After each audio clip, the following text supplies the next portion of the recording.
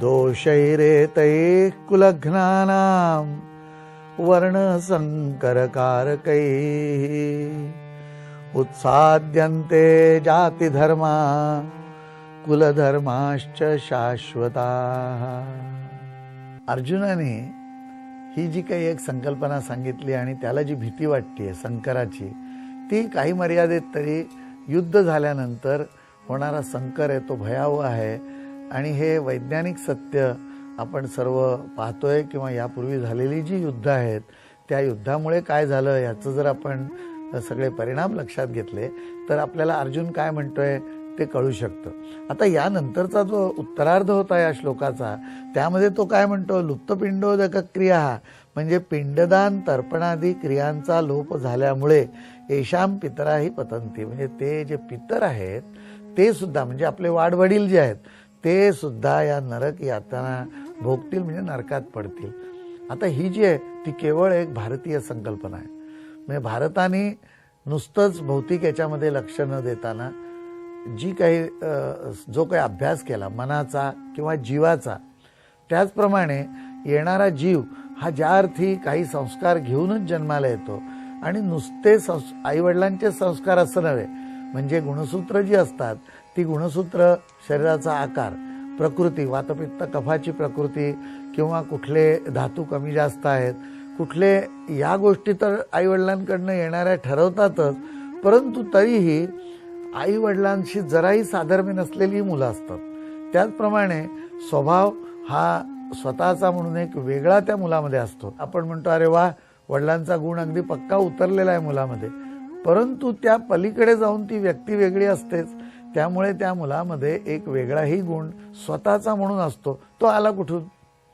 जन्मतः ज्या अर्थी हा गुण आला त्या अर्थी त्याला पुनर्जन्म म्हणजे मागच्या जन्मातून या जन्मात काहीतरी त्याने आणलंय हे नक्की आहे. आता अगदीच आपल्याला मागच्या जन्माची संकल्पना समजून घ्यायची असेल तर एवढं तर नक्की समजता येईल की मागे खापर पणजोबा आजोबा यांच्यापासून आलेले गुण आहेत ते सर्वच्या सर्व गुण काही वडिलांमध्ये येत नाहीत, परंतु ते सुप्त असलेले गुण काही वेळेला एखाद्या मुलामध्ये प्रगट होतात. म्हणजे ते खापर पणजोबांचे गुण त्या मुलामध्ये आलेले असतात किंवा एखाद्या आजीचा गुण आलेला असतो मुलीमध्ये. अशा तऱ्हेने मागे आपल्याला जाता येतं आणि त्यांनी जो काही त्यांचं जे काही जीवन होतं पूर्वी त्या जीवनात घेतलेले अनुभव आहेत तेही अनुभव सुप्त रूपाने अव्यक्त रूपाने असतात, ते मुलामध्ये आपल्याला दिसतात.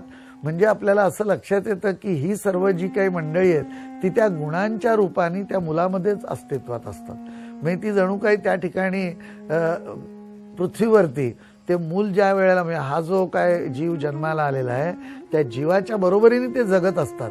आता असं की हा जर संकर झाला तर काय होईल की ही जी मुलं आहेत ती जास्तीत जास्त रोगिष्ट होतील किंवा मनोरोग त्यांना झालेले असतील, तर त्यांच्या आत असलेले हे गुण जर प्रगट करता नाही आले तर ते जणू काही, समजा एक मुलगी आहे तिची मानसिक वाढ पूर्ण झाली नाही, काही कारणामुळे गर्भात दोष उत्पन्न झाला आणि ती मुलगी म्हणजे वाढू शकत नाही नीट याने, तर तिच्या आजीचा जो एक उत्तम गुण होता गवयाचा तो गुण तिच्यामध्ये येऊ शकला असता पण तो प्रगट होऊ शकत नाहीये. म्हणजे त्या आजीला त्रास होईल की नाही तिच्यात असणाऱ्या आजीच्या गुणांना. अशा तऱ्हेने विचार केला तर आपल्याला असं लक्षात येईल की हे लुप्तपिंडोदक क्रिया काय आहे ते. पण भारतीयांनी याच्या पुढे व्यवस्था करून आज जगामध्ये कोणी मृत व्यक्ती असेल तर त्या दिवशी, त्या मृत दिनाच्या दिवशी त्या व्यक्तीची आठवण काढणं, फोटोला एखादा हार घालणं किंवा जाऊन स्मशानामध्ये फुलं ठेवणं, असे हे आजही प्रघात आहेत. का? काहीतरी अनुभव असतील, लोकांच्या भावना असतात. शेवटी तो मनुष्य मेला तरी त्याच्या भावना आपल्यामध्ये, त्याचं प्रेम, त्याच्याविषयीचं आदर, आपुलकी आणि आत्मीयता ही आतमध्येच दडलेली असते. आणि ही जी आत्मीयता आहे ती प्रगट नाही केली तर आपल्यालाच वाईट वाटतं. शेवटी मन खातं म्हणतात ना, तशा तऱ्हेने ते मन खात राहणार म्हणून लोक करत राहतात. भारतीयांनी याच्या पुढे जाऊन एक श्राद्ध विधी नावाचा असा एक छान थेरपी म्हणू आपण त्याला, की हा एक इलाज पद्धती आहे. आणि मानसिक इलाज पद्धती, मनावरचे जे इलाज आहेत ते इलाज अगदी सरळ सरळ समजण्यासारखे नसतात. म्हणजे काय अमुक केमिकलवर काम केलं तर असं होईल असं नसतं ते. तर मनोरोगाच्या बाबतीमध्ये जे इलाज आहेत ते फार सूक्ष्म अव्यक्त असे केलेले असतात. म्हणजे काही वेळेला असं म्हणतात की आतमध्ये जो राग खूप एखाद्याचा दडून राहिलेला असला तर तो काढण्यासाठी असे प्रयोग करायला लावतात की त्याला एका खोलीत ठेवतात, ज्या खोलीला आतून सगळीकडे कुशन लावलेली असते, म्हणजे त्याने डोकं आपटलं तरी फुटणार नाही. आणि एक मोठी उशी दोन चार अशा उशा देतात, मध्ये कापूस पिसं भरलेल्या, आणि त्या उशीवरती त्यांनी चित्र काढून ठेवायचं त्या माणसाचं ज्याच्यावर राग आहे, आणि मग मारायचं त्या उशीवरती भरपूर.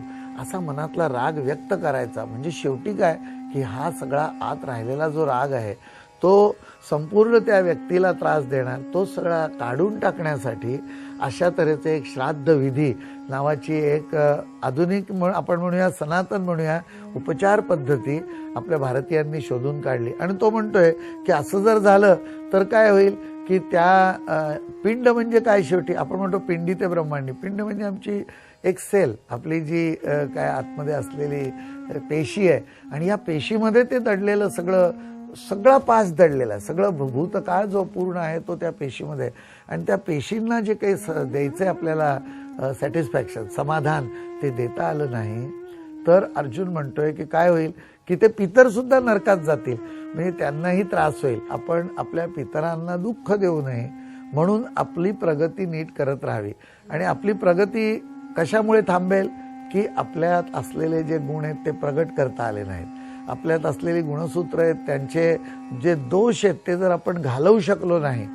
आणि आपल्या सर्वांना माहिती आहे की या गुणसूत्रांचं असं असतं की मूळ जी काही प्रिंट आलेली आहे, मूळ जो काही प्रोग्राम, संकल्पना आहे ती कधीच बदलत नाही, परंतु त्याचा एक ठसा उमटून त्याप्रमाणे आपलं कार्य चालू असतं. आणि हा ठसा बदलायचं आपल्या हातात असतं, त्याला म्हणतात पुरुषार्थ. तर या पुरुषार्थाने जर आपण वागलो नाही आणि त्याप्रमाणे आपल्याला जीवन जगता आलं नाही तर आपल्या पितरांना सुद्धा वरती त्रास होणार आहे. युद्धाचा हा सर्वात मोठा भयंकर परिणाम आहे की जो मानव जातीला फार मोठ्या यांनी भोगावा लागू शकतो. आपण श्रीमद भगवद्गीतेचं नियमित पठण करीत असाल, अभ्यास करीत असाल, तिच्या प्रसारासाठी प्रयत्न करीत असाल तर आमच्याशी अवश्य संपर्क साधा. आमचा पत्रव्यवहाराचा पत्ता आहे Saam Marathi, Sakal Bhavan, plot number 42B, sector 11, CBD Belapur, Navi Mumbai 400614.